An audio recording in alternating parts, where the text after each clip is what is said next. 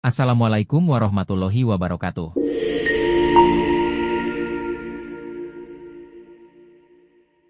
Kalau betul-betul lillahi ta'ala, jangan melihat atau mencari atau menunggu apa kata manusia. Bahkan Rasulullah SAW sebutkan senjata bagi orang mukmin ibadah tersebut. Kata Allah Subhanahu wa taala kepada Nabi Muhammad, kalau ada yang bertanya apakah aku dekat, wa idza sa'alaka ibadi anni, atau jauh, jawablah. Kata saya, tapi itu bersabda Rasulullah SAW, kullu ibnu Adam khata, semua keturunan Adam bersalah, berdosa. Bertanya diri, dosa apa yang saya lakukan sampai saya begitu malas ibadah? Bahkan kata Abdullah bin Umar radhiyallahu anhuma, saya duduk satu majlis sama Rasul, saya suka mendengar bisikan Rasul beristighfar. Assalamualaikum warahmatullahi wabarakatuh.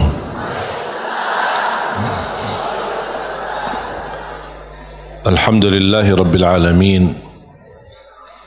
وأشهد أن لا إله إلا الله وحده لا شريك له ولي الصالحين وأشهد أن سيدنا ونبينا محمدا عبده ورسوله الصادق الأمين اللهم صل وسلم وبارك على سيدنا محمد وعلى آله وصحبه ومن تبعهم بإحسان إلى يوم الدين سبحانك لا علم لنا إلا ما علمتنا إنك أنت العليم الحكيم. الحمد لله وشكر الله.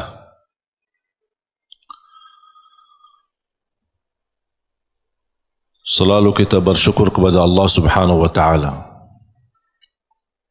atas kelimpahan banyak nikmat. Nikmat terbesar nikmat Islam, iman. Nikmat umur, sampai saat ini kita masih bisa beribadah, masih bisa berbuat kebaikan,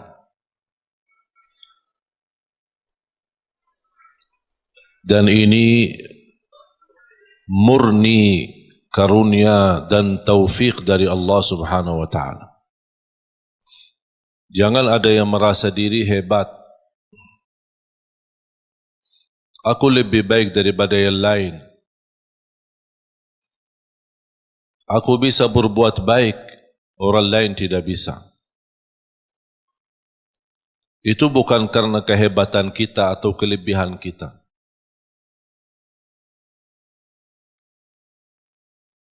Kalau kita merasa diri bisa berbuat sesuatu, berarti harus kita banyak istighfar. Dan kita kembalikan segala karunia, segala kemampuan, segala ibadah, dan kebaikan yang kita lakukan, kita ingat ini karunia dari Allah Subhanahu wa ta'ala. Iyyaka na'budu wa iyyaka nasta'in. Hanya kepadamu ya Allah kami beribadah, dan hanya kepadamu ya Allah kami memohon pertolongan. Di antara permohonan dan meminta pertolongan Allah Subhanahu wa taala adalah hidayah. Ihdinas siratal mustaqim. Hidayah dalam segala hal. Karena hidayah ada dua macam.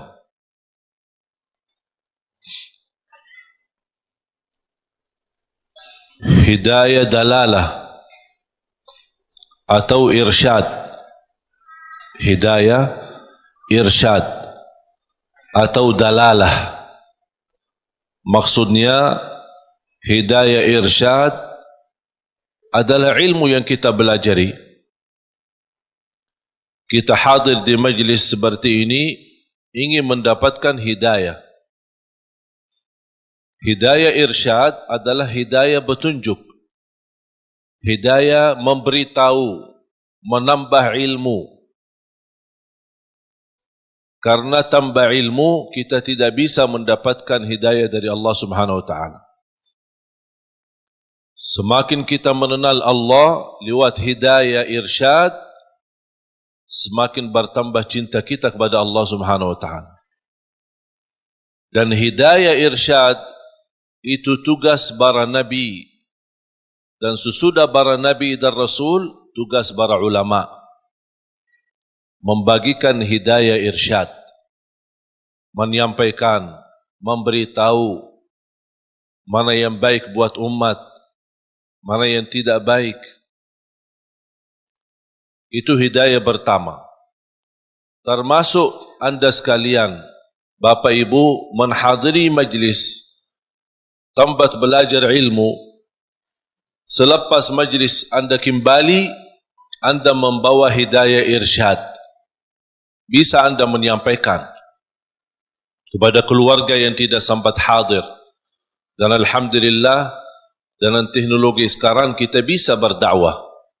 Tidak harus kita memiliki ilmu yang banyak untuk berdakwah. Satu kebaikan yang kita belajari, sampaikan kepada yang lain. Kalau kita belum sempurna menamalkannya, barangkali yang kita sudah sampaikan, orang lain bisa menamalkan lebih baik daripada diri kita, kita mendapatkan pahala yang sempurna. Oleh karena itu, buat apa kita berdakwah menyampaikan? Dan saya meyakinkan, ketika saya menyampaikan sesuatu, bukan karena saya lebih baik daripada Bapak Ibu, tapi saya berharap dari Allah, ya Allah, apa yang saya sampaikan, barangkali ada di antara jamaah yang bisa mengambil dan menjadi lebih baik daripada saya. Itulah yang saya ingin mendapatkan pahalanya. Oleh karena itu, ketika kita menyampaikan, jangan ada yang merasa diri, kok aku belum ustaz, aku belum berilmu, aku belum fantas, masih banyak kekurangan, dosa saya masih banyak. Ya, semua kita berdosa. Siapa yang tidak berdosa? Coba sebutin manusia yang tidak berdosa. Hanya Nabi dan Rasul yang Allah selamatkan dan lindungi mereka. Selain itu, semuanya berdosa. Sahabat Rasulullah SAW pernah berdosa, dan semua ulama berdosa. Tidak ada yang maksum dan bersih dari dosa. Dosa besar, dosa kecil, tidak ada yang suci. Tapi karunia bagi ulama, awliya, salihin, ketika mereka berdosa, mereka sendiri tanpa ditegur, tanpa diingatkan, mereka sendiri sadar. Karena terisi hati mereka sifat malu sama Allah Subhanahu wa taala. Terlanjur jatuh dalam dosa, mereka segera bertaubat dan memohon ampun kepada Allah Subhanahu wa taala. Oleh karena itu, jangan kita melihat sifat kita yang menjadi hal menghalangi kita menyampaikan kebaikan. Kalau ada orang yang menolak kita, biarkan aja. Kita hanya sampaikan. Dan apa yang kita jalani lillahi ta'ala. Kalau memang lillahi ta'ala, jangan melihat nilai manusia. Ingat itu. Apapun yang anda lakukan lillahi ta'ala, jangan melihat apa kata manusia. Tolong hafal itu. Apapun amalan, ibadah, tahajud, hadir majlis ilmu, silatul rahim, apapun amalan kebaikan, kalau betul-betul lillahi ta'ala, jangan melihat atau mencari atau menunggu apa kata manusia. Karena manusia tidak semua bisa sama. Ada yang mengucapkan baik, ada yang mengucapkan, sombong itu orang. Dia merasa diri hebat. Macam-macam. Membuat tersinggung perasaan. Kemarin ada yang kirim Instagram, dia bertanya, kenapa saya setiap berbuat kebaikan dinilai sama orang lain buruk? Ini riya, ini apa, ini apa. Saya bertanya, kamu kerjakan ini lillahi ta'ala bukan? Dia bilang, ya karena Allah. Ya udah, tidak usah lihat apa kata manusia. biarkan saja. Kalau anda berduli apa kata manusia, berarti itu bukan lillahi ta'ala. Dan itu yang disebutkan kata ikhlas. Dan jangan harap manusia puas. Jangan harap manusia ridha. Kita berdakwah, tidak semua orang suka dengan dakwah kita. Ada yang suka, ada yang tidak suka. Apapun alasannya, biarpun tambah alasan, dalam hati tidak suka. Masa saya memaksa-maksa dia harus suka? Atau saya berdebat, kenapa kamu tidak suka dengan dakwah saya? Apapun alasannya, terserah. Itu pilihan dia. Kenapa aku yang pusing? Kalau dia milih suka atau tidak suka. Makanya yang kita harus menjadi target buat kita adalah semata-mata apa yang kita kerjakan lillahi ta'ala. Sungguh, kalau kita fokus seperti ini, insya Allah tenang hati kita. Apa yang diucapkan oleh orang, kita tidak berdulikan. Mau dia tetangga, mau dia sahabat, mau dia kerabat, tidak usah diberdulikan. Bahkan apa yang diucapkan oleh manusia, apalagi yang membuat perasaan kita tersinggung, jadikan teguran buat kita. Barangkali saya belum sempurna, barangkali saya belum baik, barangkali ada yang kurang, udah menjadi pelajaran buat kita. Saya punya doa. Saya suka ketika mendengar berita ada orang koreksi saya atau menurani atau menyebutkan kata-kata yang kurang baik. Berhati-hatilah sama Syekh Ali Jabir atau apalah gitu. Begitu saya mendengar berita, saya suka mengucapkan satu doa. Ya Allah, kalau perkataan dia benar terhadap saya, ampunilah saya. Kalau perkataan dia tidak benar, ampunilah dia. Udah selesai. Karena orang yang mengucapkan sesuatu pasti salah satu, benar atau salah.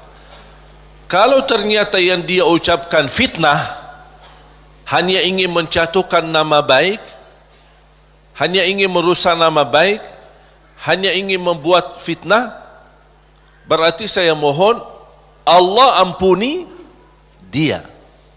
Semoga dia diampuni Allah. Tapi kalau apa yang dia ucapkan, oh ternyata benar, walaupun seberapa persen, oh benar, bagi saya ini menjadi pelajaran supaya saya lebih berhati-hati, lebih tambah ilmu, lebih mendalami agama, kemudian dan juga memohon ampun kepada Allah Subhanahu wa taala. Karena kita tidak maksum. Faham jamaah sekalian? Jadi tenang hatinya. Dengan ucapan orang yang jauh-jauh, malah kita yang pusing. Yang jauh biarkan jauh. Dan kita harus mengetahui irda'un nasi ghayatul la tudrak. Mencari ridha manusia itu sesuatu yang susah didapatkan. Susah. Tapi kita hidup di tengah manusia, bersabarlah menghadapi segala urusan, menghadapi segala tantangan. Man ardallah bisakhatin nas, ardallah radiyallahu anhu wa arda anhu nas. Barang siapa yang mencari ridha Allah, walaupun manusia tidak suka, Allah akan ridha terhadapnya dan Allah jadikan manusia ridha. Wa man ardan nas bisakhatillah, sakhitallahu anhu wa askhata anhu nas, atau askhata alaihi nas. Dan barang siapa yang mengharapkan ridha manusia dengan kemurkaan Allah, ada orang yang na'udzubillah dia lebih berduli manusia daripada Allah. Yang penting manusia suka. Yang penting orangnya senang. Kalau Allah, dia tidak peduli. Apa yang akan terjadi, kata Rasulullah SAW, akan Allah murka terhadap dia, dan Allah akan jadikan manusia tidak akan ridha terhadapnya. Berarti kuncinya di siapa? Di tangan Allah. Kembali kepada Allah Subhanahu wa ta'ala. Makanya jemaah sekalian, ada satu ibadah bagi saya pribadi seindah ibadah. Indah ibadah, nikmat. Bahkan Rasulullah SAW sebutkan senjata bagi orang mukmin ibadah tersebut. Senjata, doa.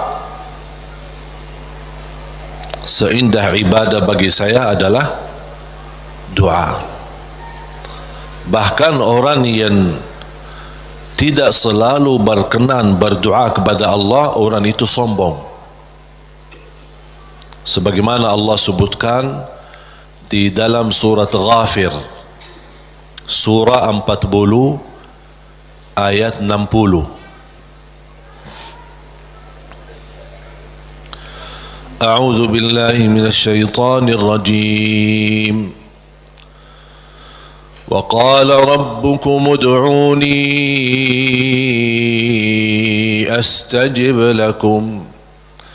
Innal ladzina yastakbiruna an ibadati sayadkhuluna jahannama dakhirin.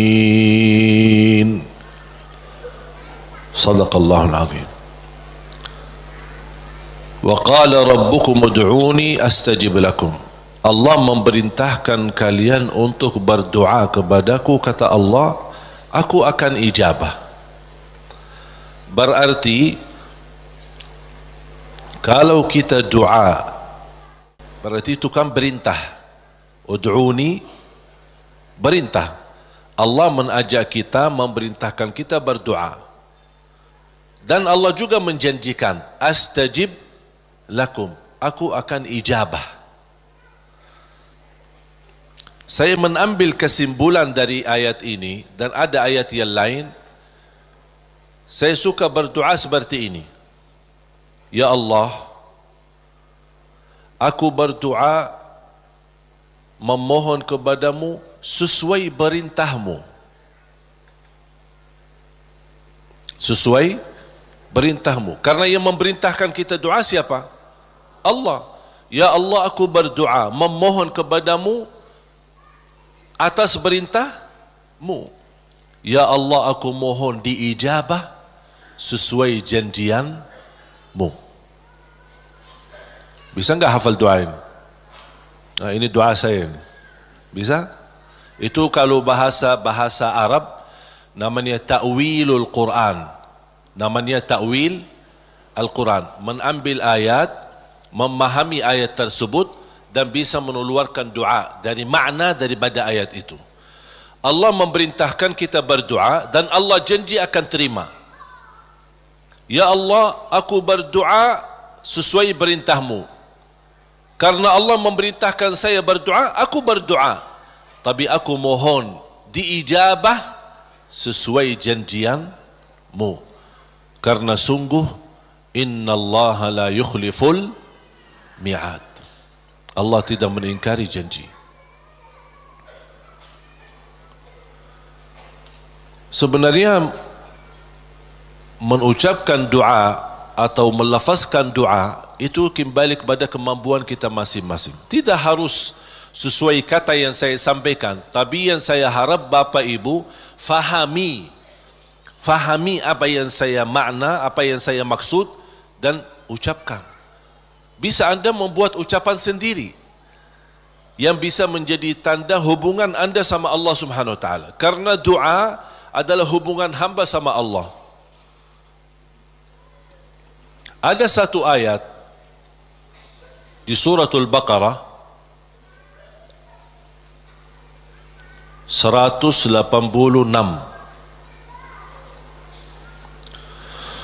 أعوذ بالله من الشيطان الرجيم وإذا سألك عبادي عني فإني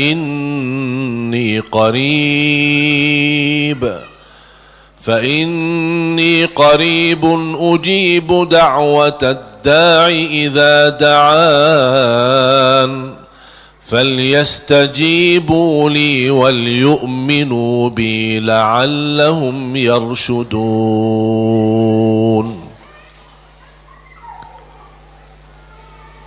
Ada sekelompok orang datang kepada Rasul. Ini sebab nuzul ayat ini. Arabbuna qaribun fanunajih am ba'idun fanunadih. Mereka bertanya sama Rasulullah SAW, ya Rasulullah, apakah Allah dekat? Cukup kami bermunajat fanunaji, atau Allah jauh perlu munadat. Munadat dalam bahasa Arab panggilan bagi orang yang jauh. Munadat. Kalau munajat orang yang dekat. Makanya dalam bahasa Indonesia disebut apa? Kita bermunajat kepada Allah. Makanya ada sahabat bertanya, ya Rasulullah, apakah Allah dekat? Cukup kami munajat, artinya tidak perlu kerasin suara, tidak perlu teriak-teriak, karena Allah sudah dekat. Munajat namanya kalau bahasa Arab. Makanya ketika saya mendapatkan kata munajat dalam bahasa Indonesia, ini sebenarnya dari bahasa Arab. Munajat bahasa Indonesia sama munajat dalam bahasa Arab. Tapi punya makna. Kalau yang selama ini Bapak Ibu yang fahami barangkali daripada munajat, doa kan? Ada arti yang lain selain doa? Tapi kalau dalam bahasa Arab munajat, doa kepada Allah yang sangat dekat. Itulah artinya. Munajat, berdoa kepada Allah yang sangat dekat. Makanya disebut kata munajat. Beda sama munadat. Terakhir T. Munadat. Munadat itu adalah panggilan bagi orang yang jauh. Misal kalau ada orang jauh, bilang apa? Fulan, saya di sini. Kan dia jauh, biar dia perhatikan kita. Itu kalau dalam bahasa Arab nada. Nada panggil orang yang jauh supaya dia bisa mendengar kita. Sahabat bertanya, Rasul, apakah Allah dekat? Cukup kami munajat atau Allah jauh perlu kami munadat? D dan terakhir T. Munadat. Rasulullah SAW diam, tidak menjawab. Turunnya wahyu membawakan ayat ini, Suratul Baqarah ayat 186.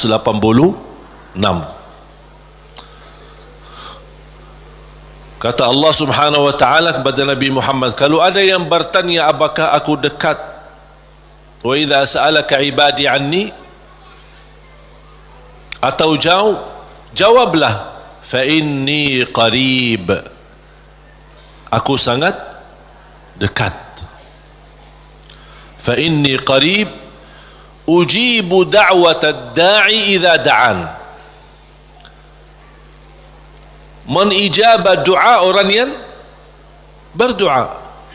Ini jaminan. Ujibu da'watad da'i idza da'an. Jadi jangan ada bahasa yang berkata doa aku tidak dijabah. Itu salah. Karena Allah berfirman, bahkan ada ikatan, yang berdoa kepada aku ijabah. Artinya apa? Yang tidak berdoa kepada aku, buat apa aku ijabah? Betul tak?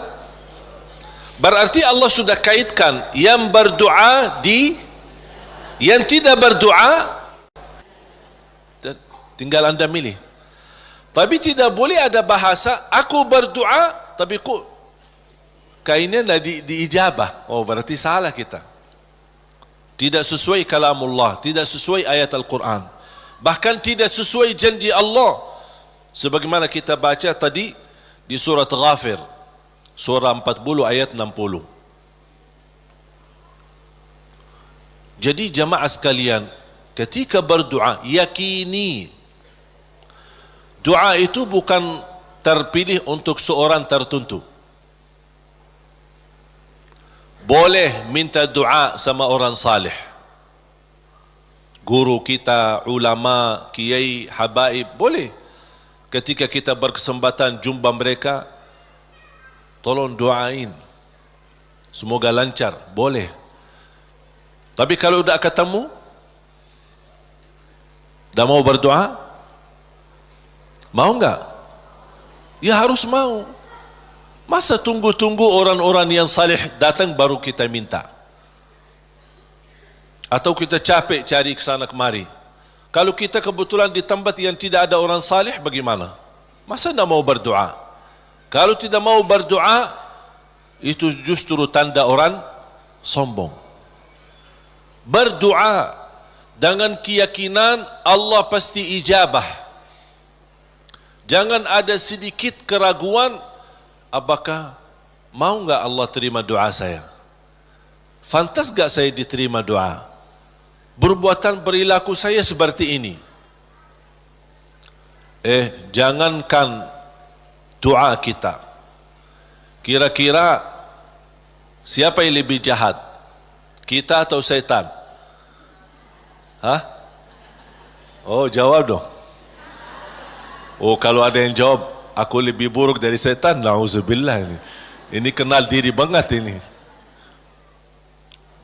Tak ada yang lebih buruk dan jahat daripada syaitan. Syaitan pernah berdoa, Allah ijabah doa ini. Apalagi kita.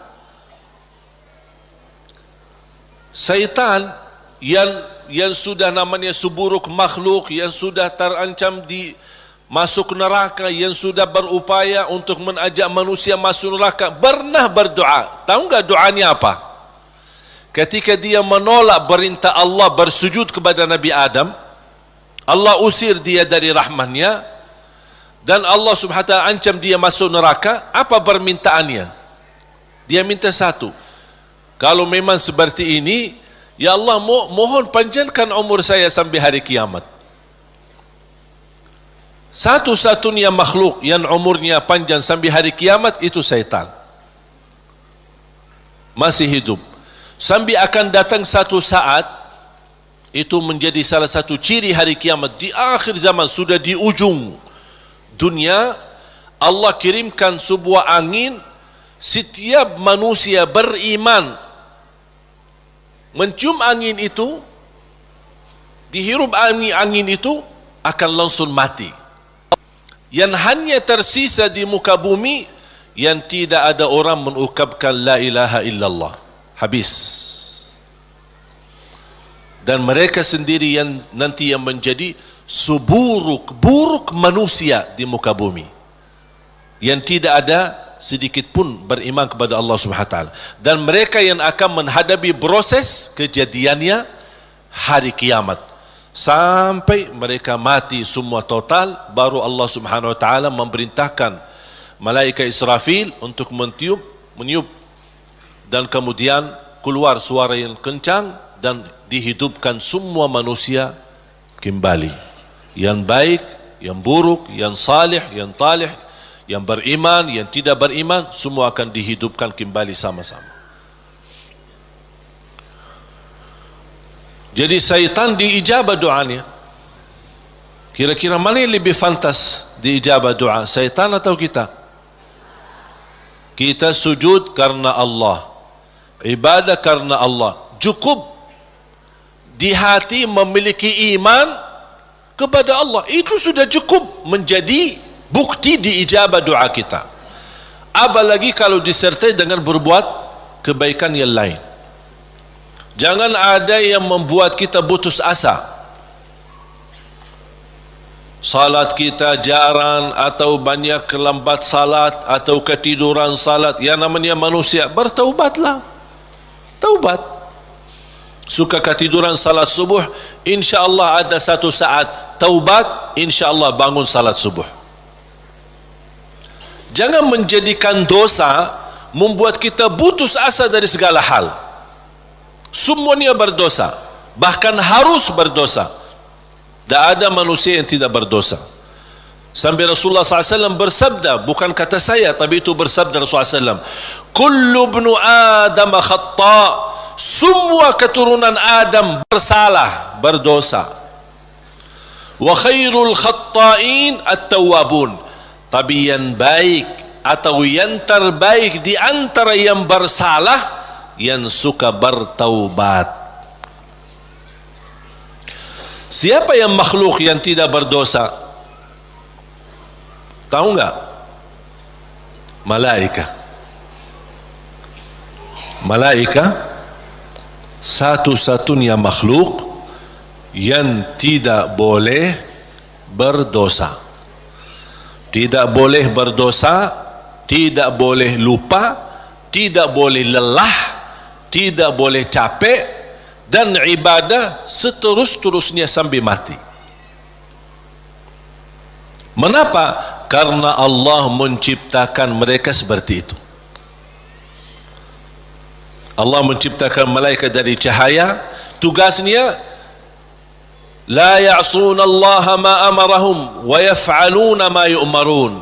Sebagaimana Allah Subhanahu wa taala berfirman di surah At-Tahrim, sifat mereka, karakter malaikat adalah mereka tidak pernah berdosa dan bermaksiat terhadap perintah Allah Subhanahu wa taala, dan selalu mereka mengikuti dan melaksanakan perintahnya. Itu malaikat. Makanya tidak ada malaikat yang diajak bertaubat. Tapi kita manusia harus berdosa. Sebagaimana bersabda Rasulullah SAW, semua keturunan Adam bersalah, berdosa.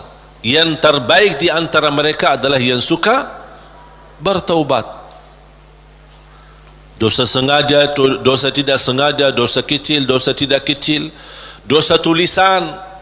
Sekarang karena kita bergaul dengan sosial media, pasti ada kata-kata.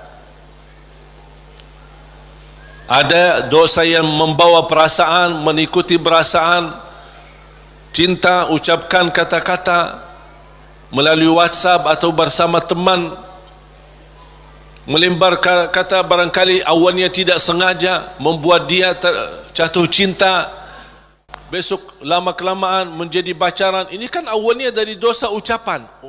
Ketik namanya, ketik dosa. Diketik dosa itu, ketik, tik, tik, tik, tik. Awalnya enak kan? Awalnya hanya ngobrol kan? Ngobrol biasa. Lama-kelamaan ada ucapan. Berapa ketikan kita yang bertahun-tahun atau berbulan-bulan, berapa banyak yang kita, berapa kata? Coba. Makanya bayangkan jamaah sekalian, karunia dari Allah, kalau setiap kata yang kita tuliskan ini dosa dan maksiat, Allah hukum kita habis. Sudah habis kita. Berapa ucapan yang kita ucapkan? Apakah anda bisa jamin segala ucapanmu 100% bersih? Tidak bisa. Ada yang anda ucapkan tanpa sengaja membuat orang lain tersinggung, itu dosa. Membuat orang lain sakit hati, apalagi kalau sengaja. Makanya kenapa kita disuruh banyak istighfar? Karena dosa-dosa yang kita lakukan, tanpa kita sadari, mudah-mudahan diampuni Allah Subhanahu wa taala. Makanya salah satu karunia, kata Rasulullah SAW, wassalatu ila salat mukaffirat. Salat dengan salat selanjutnya, di antaranya adalah terhapus dosa-dosanya. Dari hari Jumat ke Jumat berikutnya terhapus di antaranya dosa-dosa kita. Dari Ramadan sampai Ramadan yang akan datang terhapus dosa-dosanya di antaranya. Dan ini kan karunia dari Allah. Kalau bukan karunia ampunan dosa-dosa itu, antara salat, antara azan dan iqamah, antara Ramadan sama Ramadan, antara Jumat sama Jumat, aduh, dosa kita bakal banyak sekali. Makanya ada seorang curhat kepada Imam Al-Hasan Al-Basri rahimahullah, aku dulu suka tahajud, tiba-tiba malas tahajud. Apa jawab beliau? Terikat dirimu dengan dosa. Yang membuat kamu berat bangun tahajud dosamu, bukan malas. Ada orang, kok kenapa malas? Bukan malas, tapi ada dosa yang kita lakukan. Barangkali belakangan kita sering membuat hati ibu kita sakit. Ibu mengharapkan sesuatu, tapi kita malah menolak, membuat dia tersinggung. Di saat kita duduk bersama ibu, kita tidak merasa hatinya tersinggung. Kita pergi tidur malam hari, kok dah bangun tahajud. Oh, ternyata dosa kesinggungan hati ibu membuat kita terikat, tidak bisa bangun tahajud. Apalagi dosa yang sengaja kita lakukan. Jadi ketika kita merasa kekurangan ibadah, segera bertaubat dan istighfar. Karena kekurangan ibadah bukan karena malasmu, bukan karena merasa diri sudah bosan beribadah, tidak. Pasti ada dosa. Harus bertanya diri, dosa apa yang saya lakukan sampai saya begitu malas ibadah? Dosa apa yang saya lakukan sampai sudah berubah sifat saya? Dulu saya suka salat di masjid, kok kenapa sekarang tidak suka ke masjid? Ada apa? Itu saking bahayanya dosa, sangat pengaruh dalam kehidupan kita. Makanya kalau kita terus beristighfar, selalu beristighfar, jangankan kita beristighfar karena dosa maksiat, beribadah saja kita butuh istighfar. Contoh, habis salat, Assalamualaikum warahmatullahi, Assalamualaikum warahmatullahi, terus Astaghfirullah. Kenapa? Apakah kita berbuat dosa? Apa itu salat dosa? Tidak, salat itu kebaikan. Tapi kenapa kita diminta habis selesai salat beristighfar? Seandainya ada kekurangan dalam salat kita, pasti kurang khusyuk, kurang ikhlas, banyak kekurangan dalam salat kita. Ya Allah, mohon diampuni dengan istighfar. Maka Rasulullah SAW sebagaimana diceritakan suka beristighfar dalam sehari lebih dari 70 kali. Ada satu riwayat 100 kali beristighfar. Bahkan kata Abdullah bin Umar radhiyallahu anhuma, saya duduk satu majlis sama Rasul, saya suka mendengar bisikan Rasul beristighfar, Rabbighfirli wa tub alayya innaka antat tawwabul ghafur. Rabbighfirli wa tub alayya innaka antat tawwabul ghafur. Ada satu riwayat, Rabbighfirli wa tub alayya innaka antat tawwabur rahim. Dalam satu duduk, sekali duduk 100 kali. Kata Abdullah bin Umar, saya mendengar bisikan Rasulullah SAW beristighfar seperti itu, Rabbighfirli wa tub alayya innaka antat tawwabul ghafur. Sudah hafal belum? Coba, Rabbighfirli wa tub alayya innaka antat tawwabul ghafur. Memohon ampun, mohon diijabah dan diterima taubatnya. Allah Subhanahu wa taala Maha penerima taubat dan Maha pelampun. Bapak Ibu jamaah sekalian dimuliakan Allah Subhanahu wa taala. Kembali lagi, semua berdoa. Jangan ada yang ragu-ragu terhadap doanya. Dan ingat, doa kita pasti diijabah walaupun proses melalui 3 hal. Doa mesti diijabah, walaupun proses melalui 3 hal. Yang pertama, diijabah doa kita menolak takdir yang buruk, menghilangkan takdir yang buruk. Contoh, kita memohon, ya Allah kasih aku jodoh, tapi jodohnya belum datang. Ternyata dalam takdir, karena kita sering berdoa meminta sesuatu, Allah sudah ijabah, tapi Allah memilih daripada memberi jodoh, ada yang lebih daripada itu. Apa? Ternyata ada takdir yang jauh lebih buruk daripada jodoh yang kita minta. Makanya Allah geserkan takdir buruk itu karena doa kita. Turunnya bala, turun bala dari langit. Bala turun dari langit. Doa naik dari bumi, dari kita. Pas di udara bertemu, bala sama doa berantem. Perkelahian antara doa sama bala. Yang kalah siapa? Bala, dan doa naik. Artinya bala tidak jadi turun. Itu saking kuatnya dan berkahnya doa kita. Berarti doa pasti diijabah. Proses pertama, doa yang kita minta Allah belum ijabah secara langsung sesuai permintaan, tapi Allah menolak sebuah bala yang kita tidak tahu.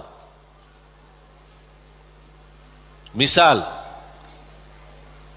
tertulis dalam takdir kita hari ini akan kena kecelakaan motor, tapi ternyata doa kita tidak pernah bilang, ya Allah selamatkan saya dari kecelakaan motor misalnya. Kita dah berdoa seperti itu. Tapi karena Allah melihat dalam takdir ada bala yang akan turun hari ini, tapi karena kita suka berdoa, Allah memilih mana yang baik. Allah yang lebih tahu mana yang baik. Apakah ijabah sesuai permintaan atau Allah memberi penggantinya yang lebih baik. Ternyata penggantinya yang lebih baik, Allah memilih tolak bala. Allah bisa saja kasih jodohnya, tapi karena kecelakaan motor, nanti merasa nyesal. Aduh, baru sudah nikah atau ketemu jodohnya malah dirawat di rumah sakit. Kesal enggak?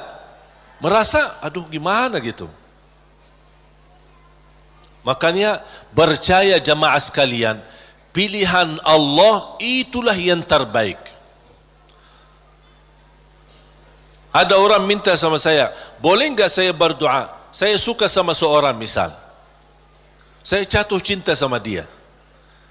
Boleh enggak saya berdoa, ya Allah aku minta dia, si fulanah itu, si ini. Boleh enggak saya berdoa seperti itu? Saya jawab apa? Kira-kira jawab apa? Boleh saja. Tapi saya usulkan, serahkan aja kepada Allah. Dan apa? Ya Allah, kalau memang dia baik bagi saya, mudahkan. Kalau tidak baik, ganti yang lebih baik. Tapi gimana aku jatuh cinta sama dia? Nah, itu beda urusan.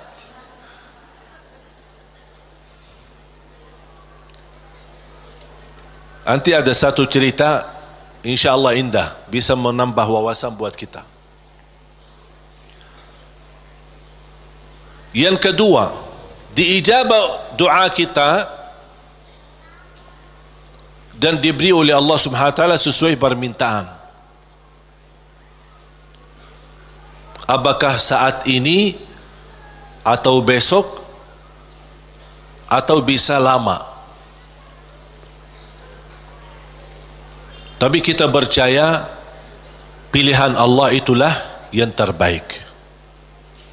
Yang ketiga, doa yang kita minta atau yang kita selama ini bermunajat, ternyata bala masih terus menimpa kita, musibah kita terus ketemu, Selesai satu masalah, tambah lagi masalah. Kemudian permintaan yang kita minta juga belum ketemu. Saya minta kerjaan yang bagus, belum ketemu. Saya sudah berusaha melamar kerja sana sini, belum ada. Terus mana doa aku selama ini, mana? Ternyata yang ketiga, contoh ni yang di ketiga. Yang ketiga apa? Allah simpan doa kita buat di akhirat. Berarti tidak ada yang hilang di sisi Allah. Kalau tidak tertolak bala, tidak diijabah sesuai permintaan, berarti yakini, oh disimpan di akhirat. Sahabat dan orang salih lebih suka doanya selama di dunia disimpan buat akhirat, karena di akhirat bakal lebih butuh bantuan dan pertolongan Allah dan berkat doa kita. Faham? Walaupun sifat manusia ingin melihat secara langsung, minta, ya Allah minta rumah, ada rumah, minta ini, ada ini.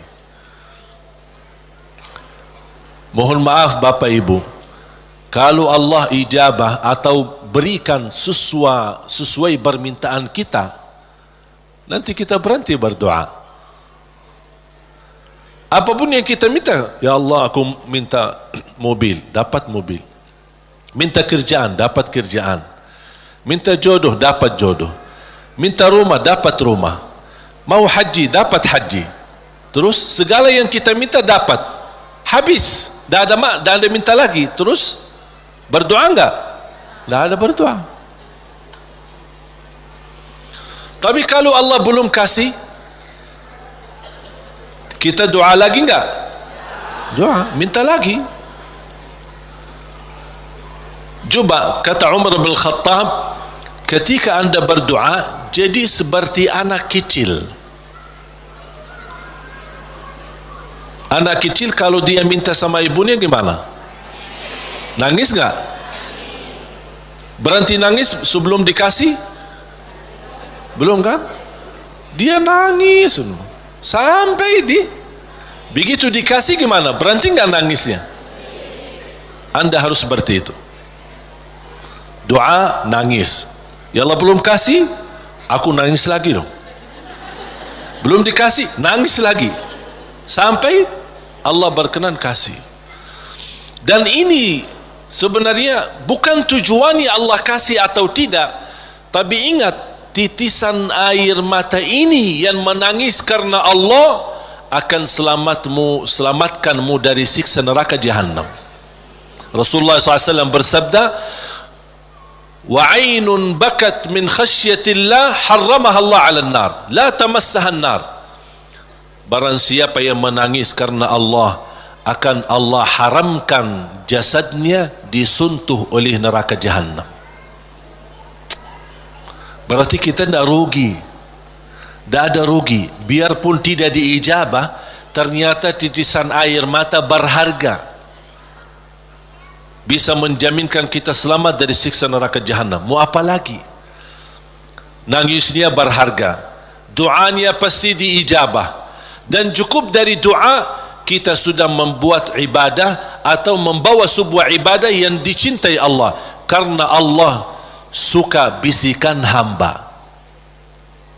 Apalagi kalau lama tidak berdoa, Allah merindukan suara doanya kita. Apalagi doa yang tulus dan ikhlas. Makanya kadang-kadang kalau kita tidak diberi doa atau tidak beri permintaan atau tidak beri permohonan kita, terus kita berdoa terus sampai diuji, sampai di macam-macam, sampai kita merasa sudah tertekan, tidak kuat. Kira-kira bisikan doa kita seperti apa nanti? Dalam keadaan doa, dalam keadaan susah atau senang? Menurut saya doa dalam keadaan susah jauh lebih murni daripada doa dalam keadaan senang. Kalau dalam keadaan senang artinya ya biasa-biasa aja, dapat atau tidak dapat. Tapi coba kalau lagi stres, lagi pusing, lagi galau, gimana bisikan doa? Ya Allah, udah nangis duluan. Kata Allah, lama sekali. Makanya itu subhanallah, saya mengambil kesimpulan dari doa. Justru doa tanda Allah merindukan suara doa kita.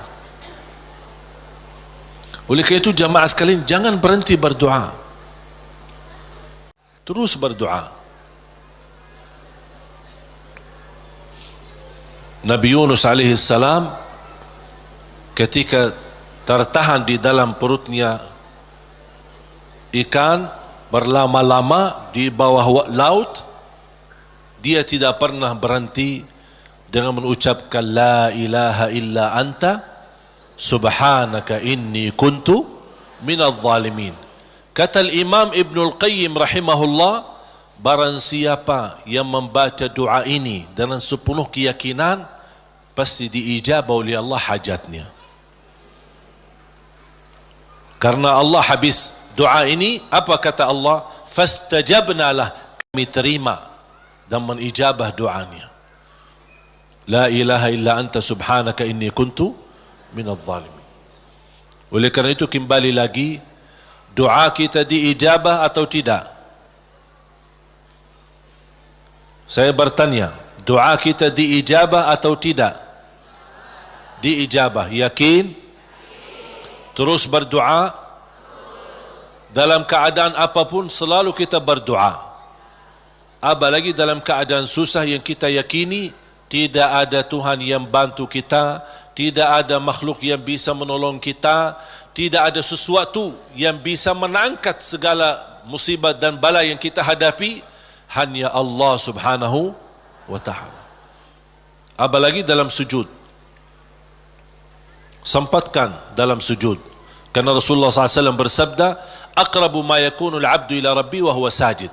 Hamba ketika dalam keadaan sujud, posisinya sangat dekat kepada Allah. Makanya di akhir hadis Rasulullah SAW bersabda, fa'akthiru minad du'a, barbanyalah doa. Bisa menikmati doa insyaAllah mulai hari ini.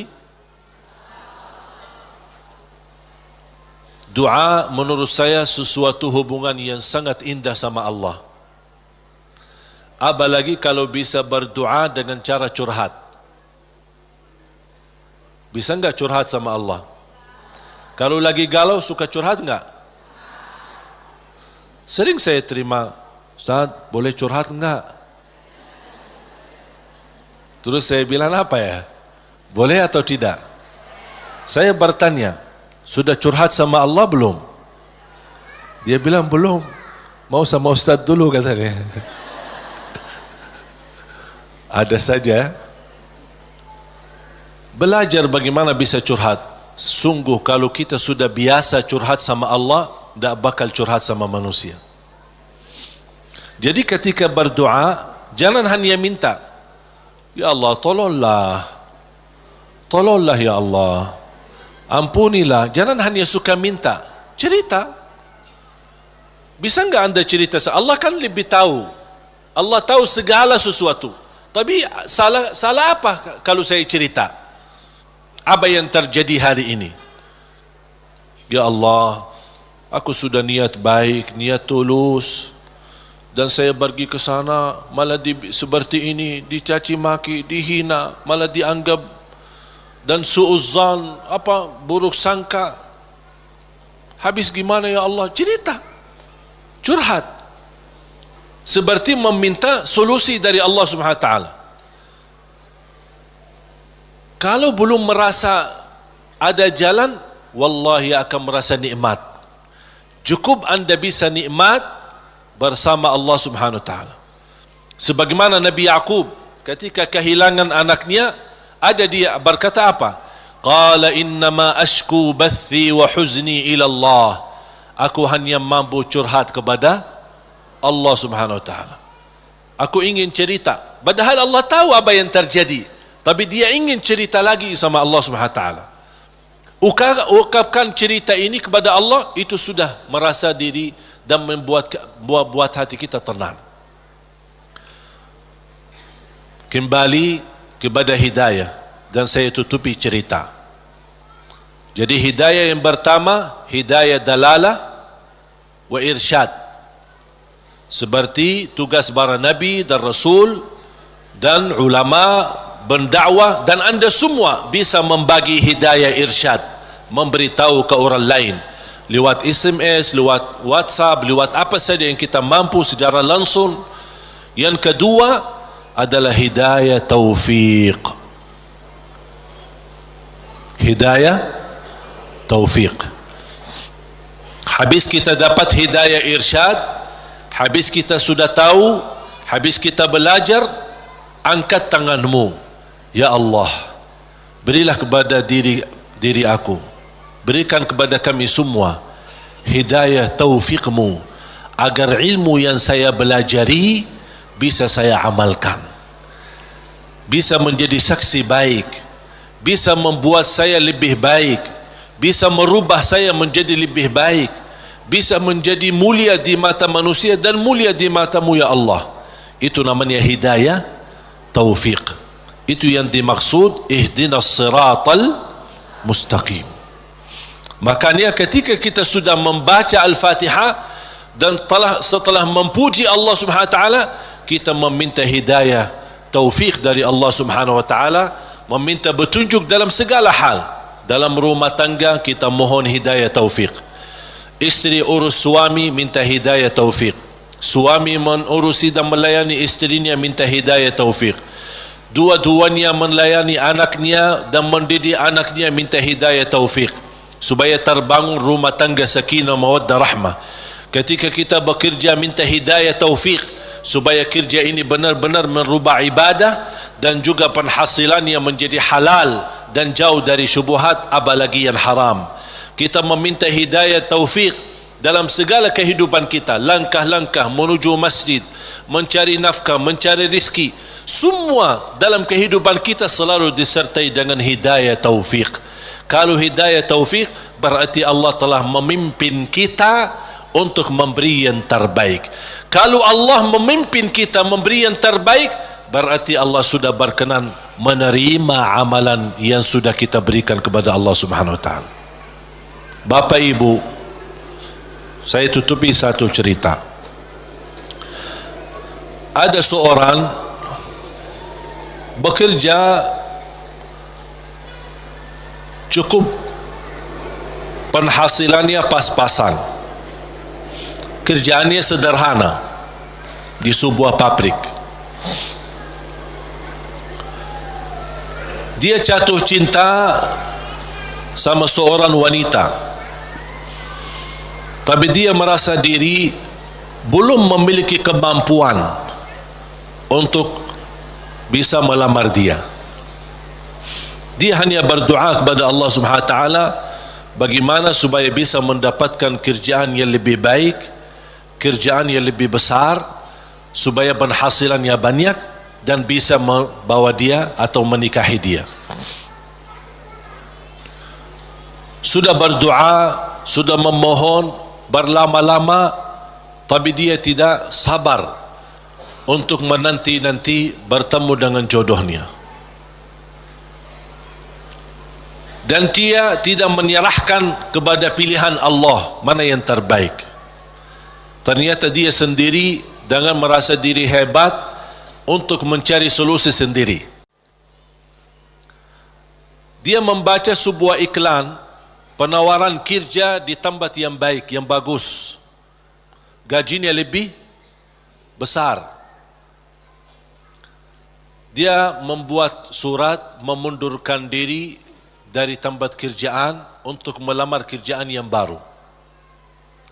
Dan semua perjuangan ini ujung-ujungnya harapannya untuk bertemu dengan jodohnya, supaya jangan sampai kehilangan yang dia cintai. Dalam perusahaan itu, ketika dia memundurkan diri, kata pemilik perusahaan, karena orangnya luar biasa, kerja rapi, tertib, bagus, kenapa kamu mengundurkan diri? Saya dapat kerjaan di tempat lain yang lebih bagus. Sambil ditawarkan kenaikan gaji, walaupun tidak sebanyak perusahaan baru, tapi tetap dia mengambil keputusan mundurkan diri. dia mundurkan diri dengan harapan mudah-mudahan diterima di tempat kerjaan yang baru. Dalam perjalanan lewati lampu merah, di lampu merah berikutnya ada melanggar lampu merahnya dan menabrak mobilnya karena kecelakaan. Akibat kecelakaan itu lumpuh kakinya, masuk ke rumah sakit. Dari hasil kecelakaan ini dia kehilangan kerja yang lama, kehilangan kerja yang baru, hilang dua-duanya. Berharap selama dia di rumah sakit barangkali si perempuan yang selama ini dia cintai bisa datang. Ternyata berhari-hari tidak pernah datang. Di SMS tidak dibalas, di telepon tidak diangkat. Tapi dia tidak pernah putus asa karena masih cinta sama dia. Habis dia berupaya dan bekerja keras dari rumah sakit, akhirnya datang yang menjadi harapan dia, calon istrinya. Melihat keadaannya sudah tidak ada kaki, dalam keadaan tidak bisa bergerak, tidak bisa berbuat apa-apa. Datang melihat keadaannya, si calon istrinya ikut sedih, tapi tidak berbanyak bicara. Kemudian dia meninggalkan rumah sakitnya dan dia SMS kepada si laki, mohon maaf, barangkali kita bukan jodoh. Soalnya ada seorang yang datang ke rumah bapa melamar saya. Bertambah sakit. Sakit kaki ditambah sakit hati. Yang menabrak dia ketika kecelakaan ternyata seorang perempuan cantik dan dari keluarga yang kaya. Dan subhanallah, karena si perempuan ini merasa diri bersalah, selama di rumah sakit si perempuan ini terus melayani dengan ikhlas dan tulus. Tapi si laki ini masih hatinya ke si perempuan itu.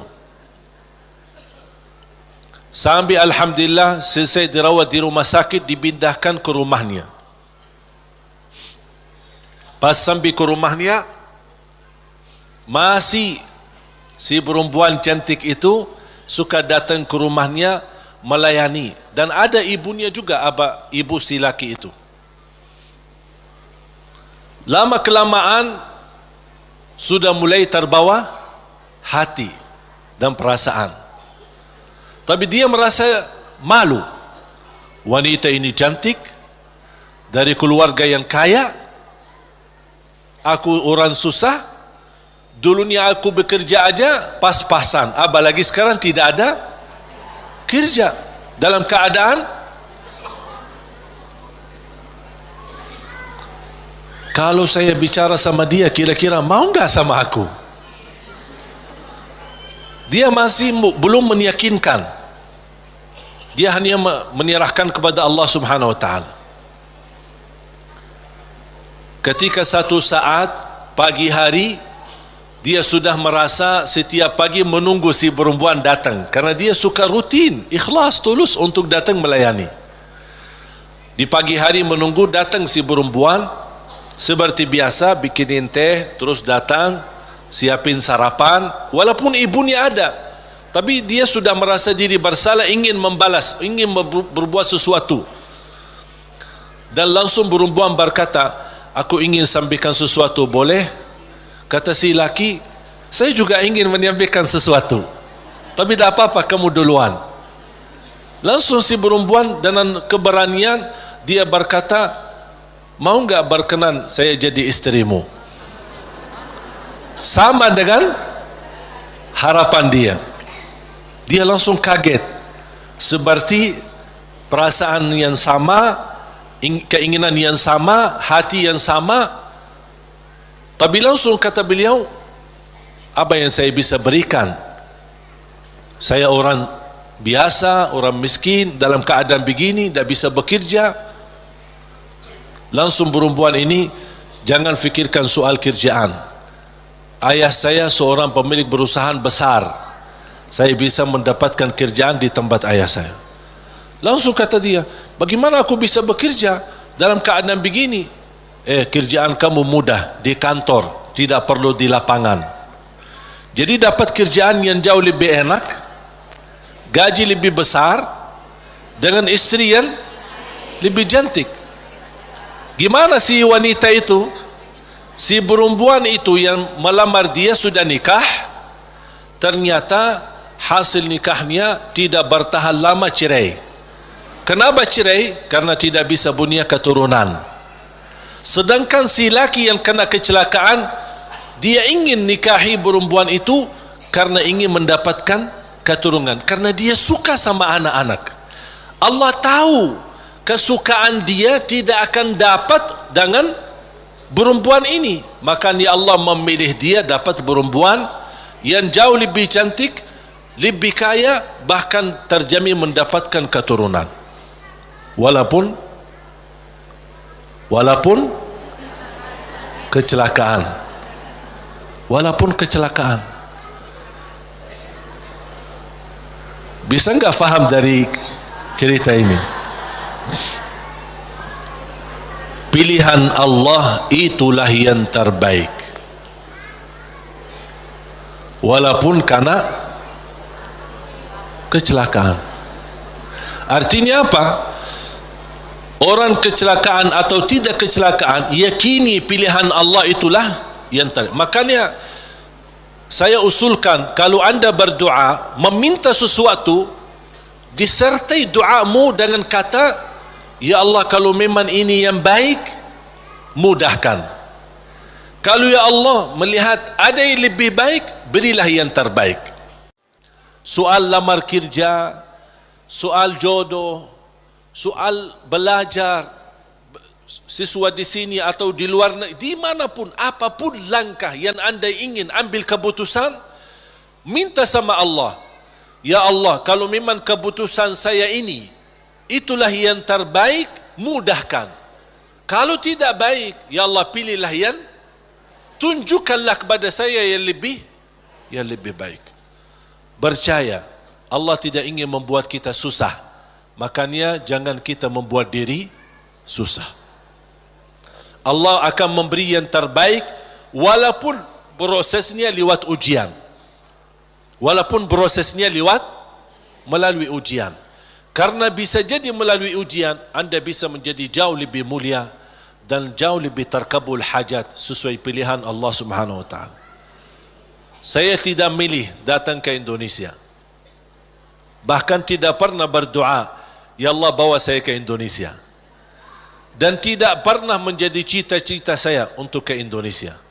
Tapi saya yakini apa yang Allah pilihkan buat saya nikmati, saya juga memberi yang terbaik karena Allah Subhanahu wa taala. Makanya di mana Allah tempatkanmu, di mana Allah posisikanmu, berilah yang terbaik lillahi taala, menjadi pertama tanda syukur kita atas posisi kita, dan mudah-mudahan itulah yang menjadi pilihan Allah. Kalau itu yang menjadi pilihan Allah, berarti percayalah itulah yang terbaik. Faham? Mohon maaf Bapak Ibu, cerita yang saya ceritakan jangan cari dalam Quran ya. Tidak ada ya. Ini buatan saya ini. Saya buat cerita hanya ingin memberikan gambaran dari kesimpulan ayat dan hadis. Memang ternyata pilihan Allah yang terbaik, walaupun proses lewat ujian. Mungkin pernah dulu saya menceritakan cerita gigitan anjing. Ingat gak? Masih ingat gak? Lupa ya? Hah? Mau gak cerita? Boleh satu? Hah? Boleh gak? Ada seorang berdoa, Ya Allah, aku mohon jodoh yang salihah, yang cantik, yang kaya. Itu doanya. Minta yang salihah, cantik, kaya lagi. Karena dia orang miskin. Dapat miskin ya tambah susah lagi. Tak ada doa yang lain. Tak pernah berdoa, Ya Allah ampunilah saya, Ya Allah rahmatilah. Itu aja doanya. Bismillahirrahmanirrahim. Ya Allah jodoh yang baik, yang salihah, yang cantik, yang kaya. Dapat sedikit rezeki, pergi haji. Selama dia tawaf, Ya Allah jodoh yang salihah, yang cantik, yang kaya. Safa Marwah, Ya Allah jodoh yang salihah, yang cantik, yang kaya. Itu aja doanya. Fokusnya luar biasa. Pas pulang kembali ke tanah air, dalam keadaan sedang memimpikan dan membayangkan bagaimana ketemu jodohnya. Pas di kampung malam hari dia melewati jalan, dikejar anjing. Dan anjing sifatnya kalau kita lari, dikejar sampai digigit kakinya. Datang ambulan, dibawa ke rumah sakit. Pas dalam perjalanan dia merasa nyesal. Ya Allah, selama ini minta jodoh yang salihah, yang cantik, yang kaya. Masa dikirimkan anjing? Merasa tidak terima gitu.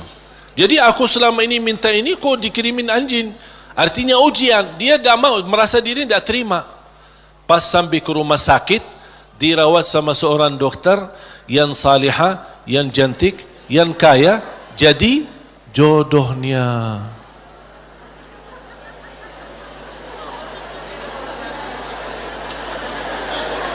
Berarti Allah sudah ijabah kan? Tapi kata Allah, soalnya dia selama ini kan sehat, tidak pernah sakit. Allah kirimkan anjing, gigit dia supaya sakit, dan ketemu jodohnya di rumah sakit. Alhamdulillah. Ya insyaAllah mudah-mudahan digigit.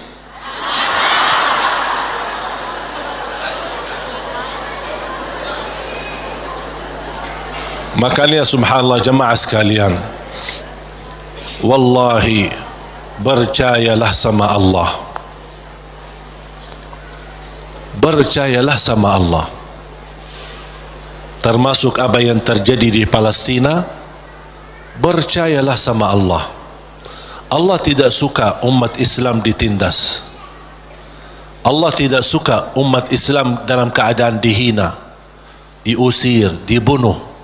Kezaliman yang terjadi di Rohingya, di Palestina dan di mana-mana terhadap umat Islam, Allah tidak suka itu. Cuman pasti ada sesuatu yang Allah ingin tunjukkan, yang menjadi pilihan.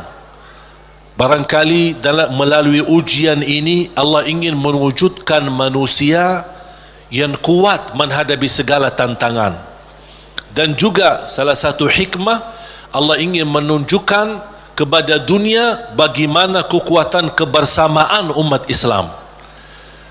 Dan alhamdulillah, menurut saya apa yang terjadi dari hasil diumumkan Al-Quds menjadi ibu kota Israel, justru memang nampaknya ujian, tapi bagi saya nikmat, karena dari situ umat Islam mulai bersatu.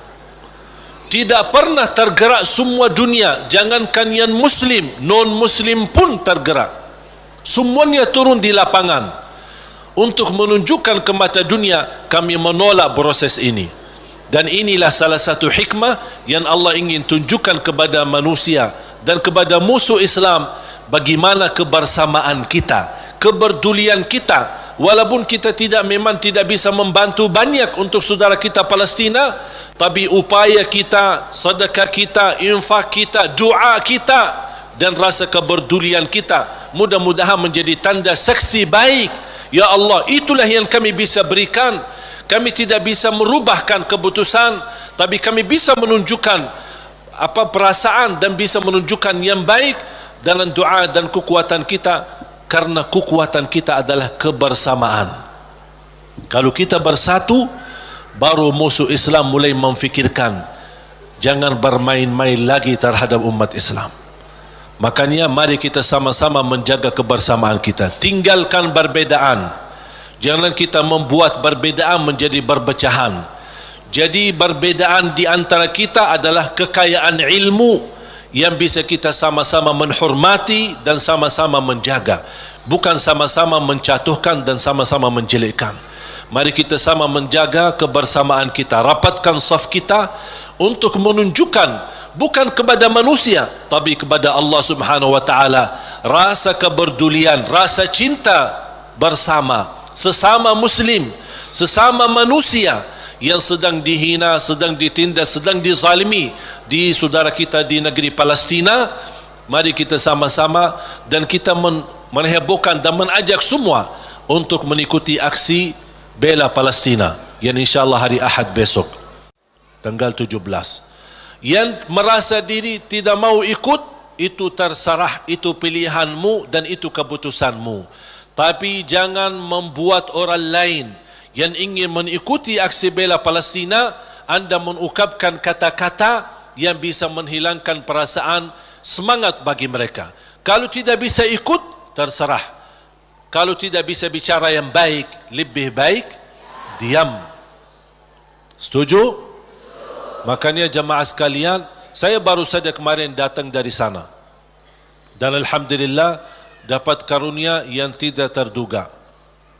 Ketika saya bertemu Imam Masjidul Aqsa di sana dan habis makan siang hari Jumat, habis Jumat diajak beliau ke rumahnya, kemudian duduk lama ngobrol, kemudian salat asar bersama, kembali lagi ke rumahnya sambil menyambut tamu-tamu yang datang dari Turki, dari Inggris, dari Prancis, dari mana-mana. Subhanallah, banyak tamu yang datang dan masing-masing membawa sumbangan untuk saudara kita dan untuk Masjidul Aqsa. Pas maghrib beliau juga ajak ke masjid dan tanpa memberitahu, habis selesai iqamat beliau dorong saya untuk ke mihrab dan menjadi imam di Masjid Qubbatus Sakhra di tempat mi'rajnya Nabi Muhammad sallallahu alaihi wasallam. Saya jujur saja tidak bisa terbayang bagaimana karunia dari Allah Subhanahu wa taala bisa menjadi imam umat Islam di tanah suci Palestina, di area Masjidul Aqsa dan Qubbatus Sakhra. Makanya subhanallah, apa yang saya nikmati dan alami di sana luar biasa. Memang saudara kita berjuangannya bukan main. Saya melihat anak-anak kecil, bahkan warga Palestina, Masya Allah luar biasa. Dari jam 3 sudah mereka berdiri di depan pintu-pintu Masjidul Aqsa yang sebelum masuk ke area masjid kan ada halaman besar kayak bagar, dan bagar itu ada pintu-pintu.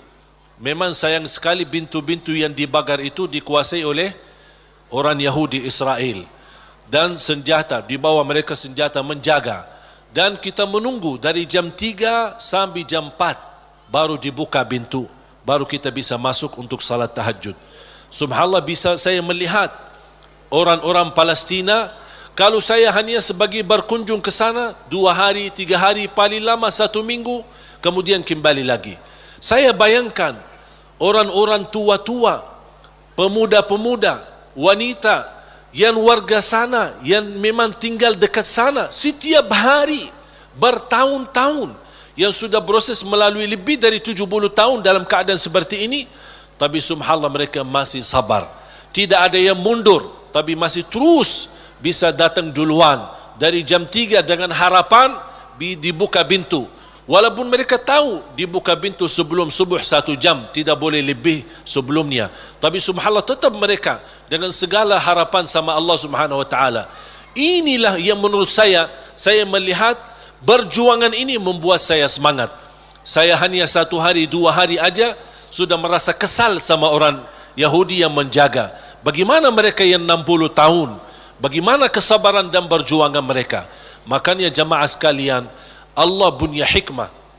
Apa yang terjadi di negeri Palestina, Allah ingin mewujudkan generasi-generasi yang insya-Allah kuat imannya, kuat menghadapi tantangannya, dan inilah mereka yang akan diwujudkan oleh Allah, yang akan mampu membebaskan dan memerdekakan insya-Allah negara Palestina.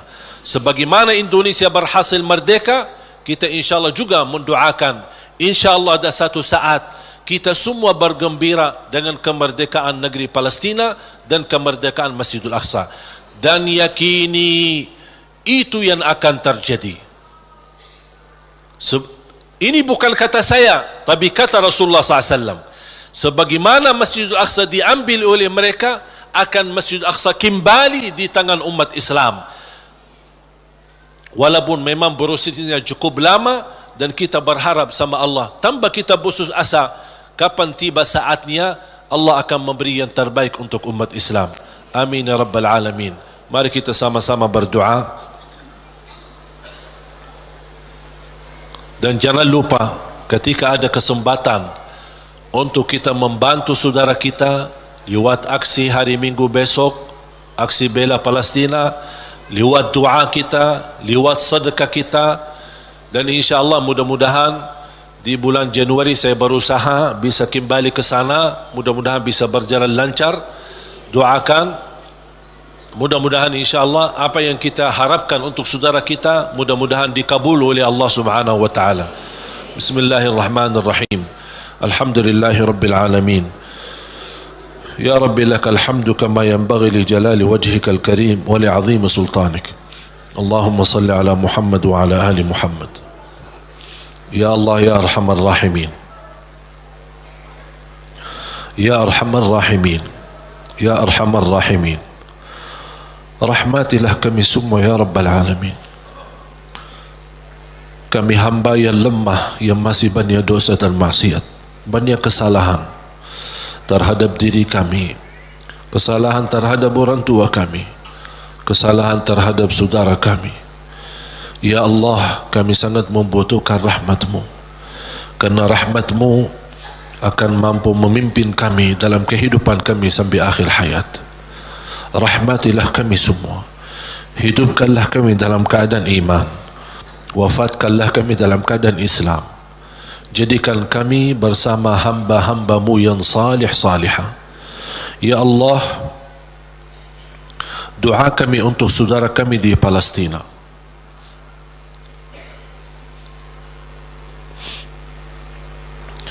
Betapa berat ujian yang dihadapi oleh mereka. Masjidul Aqsa, tempatnya Isra dan Mi'raj Nabi Muhammad sallallahu alaihi wasallam, sedang menghadapi ujian. Ya Allah, dengan kepedulian kami terhadap saudara kami di Palestina, mudah-mudahan momen ini menjadi salah satu sebab menyatukan umat Islam ya Rabbal Alamin. Sebagaimana kami mampu merapatkan saf kami di dalam masjid, kuatkanlah kami ya Allah agar mampu merapatkan saf-saf kami di luar masjid. Birahmatika ya Arhamar Rahimin. Tolonglah saudara kami, lindunilah Masjidul Aqsa dan Qubbatus Sakhra. Lindunilah ya Allah tempat tanah suci ya Rabbal Alamin dari segala keburukan, dari segala bala. Ya Arhamar Rahimin. Ya Allah, ampunilah dosa kami, kesalahan kami, tutupi aib-aib kami, maafkan kekurangan kami. Aku mohon ya Allah untuk semua yang hadir, selepas majlis ini masing-masing pulang sudah diampuni segala dosanya.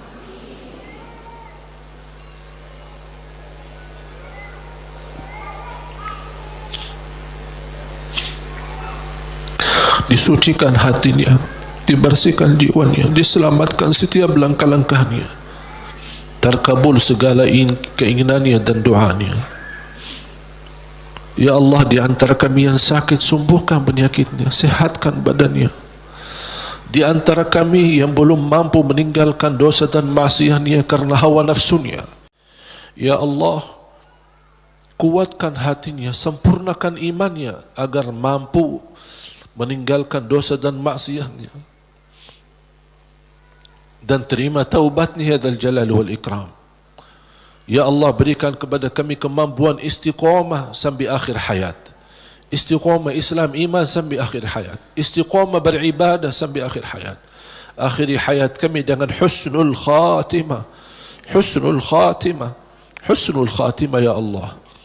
اغفر لنا ولوالدينا وارحمهم كما ربونا صغارا واغفر لجميع المسلمين والمسلمات والمؤمنين والمؤمنات الأحياء منهم والأموات. Tolonglah saudara kami ya Allah di negara Rohingya, di Yaman, di Iraq, di Libya, di Syria. Ya Allah, tolonglah saudara kami, angkat segala bala dan musibah. Berikan kemenangan ya Dzal Jalali wal Ikram terhadap orang-orang yang zalim ya Dzal Jalali wal Ikram. Angkatlah kezaliman terhadap umat Islam ya Allah. Jauhkanlah kami dari segala macam kezaliman ya Rabbal Alamin. Lindungilah kami ya Allah dari segala keburukan, dari segala bahaya ya Arhamar Rahimin. Rabbana taqabbal minna innaka antas samiul alim wa tub alaina innaka antat tawwabur rahim. Ya Allah, atas izinmu kami sama-sama berkumpul di masjid ini. Ya Allah, berilah kepada kami kemuliaan, sama-sama jumpa kembali di dalam surgamu ya Allah.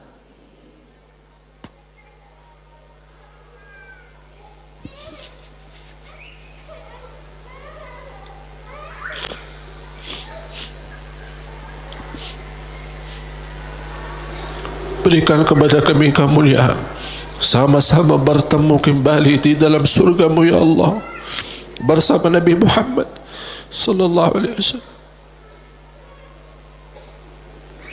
Rabbana atina fid dunya hasanah wa fil akhirati hasanah wa qina adzaban nar. Wa sallallahu ala sayyidina nabiyina Muhammad wa ala alihi wa sahbihi wa baraka wa sallam. Subhana rabbika rabbil izzati amma yasifun wa salamun ala al mursalin. Walhamdulillahi Rabbil Alamin. Semoga bermanfaat yang sudah subscribe. Semoga diberikan kesehatan dan keberkahan. Wassalamualaikum warahmatullahi wabarakatuh.